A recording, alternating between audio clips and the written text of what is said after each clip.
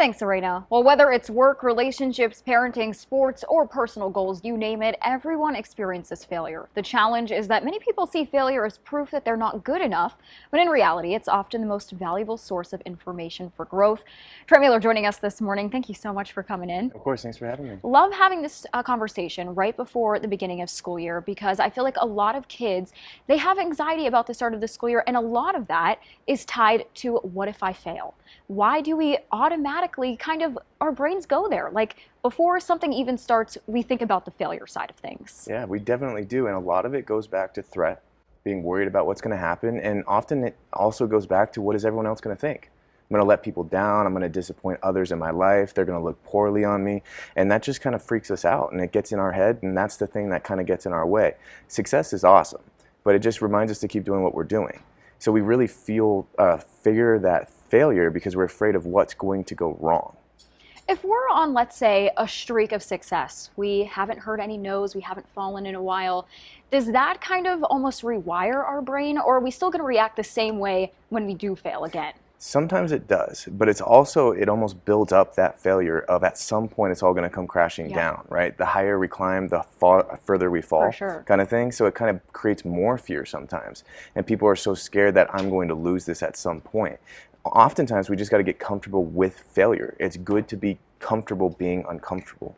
Absolutely. I mean, we have all heard the saying at least once in our lives, it's not about how you fall, it's about how you get back up. Let's talk about the difference between someone who is able to grow from that failure versus someone who kind of lets them get the best of them. Yeah, it's just being able to look at failure as data. Because data is just objective, it's neutral. It doesn't really do much besides tell us what we need to work on. Yeah. And if we're able to look at that as data, we can build and grow from it. Because failure is really where you grow. You learn what to do better, you learn what's going wrong. If you just have success, you don't really learn much, you just keep going. So we actually want to pursue failure. And I know that sounds weird, but that's where we grow in life. Absolutely. I mean, we've all heard that at some point. You have to fail to be able to grow. You learn so much about yourself in the process. As the school year is beginning, of course, parents play such a huge part in how their kids feel about themselves and how they act in school. How can we teach ourselves and our kids, really focusing on them, to see failure differently? I think it's just practice. And some of it's changing the way we operate when failure shows up. We first want to reflect on what is it teaching us? What is this showing us? Maybe the strategy I had didn't work and I got to choose a different one. Maybe I got to do something different in general. And once we see what that is, then we want to restart and get back to things again. We don't want to get stuck in just beating ourselves up that I failed, that thing went bad, and how can I ever figure this out now? We got to move forward, get back on that horse. Why is failure such like a personal feeling? Is it because it almost feels like a form of embarrassment to people? Yeah, in a lot of ways it's people's worst fears. Yeah. That they're going to see this side of me. They're going to see me not being able to figure things out. We all want to look successful and on top of things, and if we all had it all figured out. But in all honesty, the authentic truth is none of us really do. We're all kind of winging it and figuring it out as we go.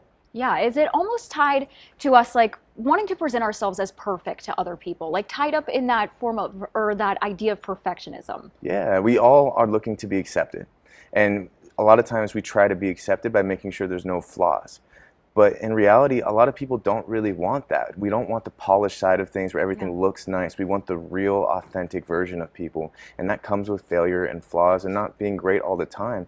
And in all honesty, we're an unfinished project to the day we die. There's always going to be things we can work on. And if we can have that mindset, we can continue to grow and build and be pretty incredible if we really work at it. For sure. I mentioned that it's back to school season. That's why I love having this conversation. I just want to ask real quick for teachers, parents out there, what's one practical strategy that people can use? Yeah, I think it's stopping in that moment and just reflecting on what's happening, refining, which is learning what I can take from this, what can I do to move forward, and then restarting, getting back into it again and getting moving again. Because a lot of times we just sit in it and get stuck in it and then we don't want to do it again. We almost avoid it, and that's when things get worse. We got to get back to it again. We got to keep trying, let it be messy and see where it goes, because it will improve if you keep working on it. Yeah, build that excitement to go ahead and try again. Trent, thank you so much for joining us. Of course. Real quick, where can we find you if we want more advice? Absolutely. You can find me on my Instagram. I have a lot of really great stuff out there. My Instagram handle is @premier_performance_Reno. And I put content out literally every day to just give people more things to learn and look at.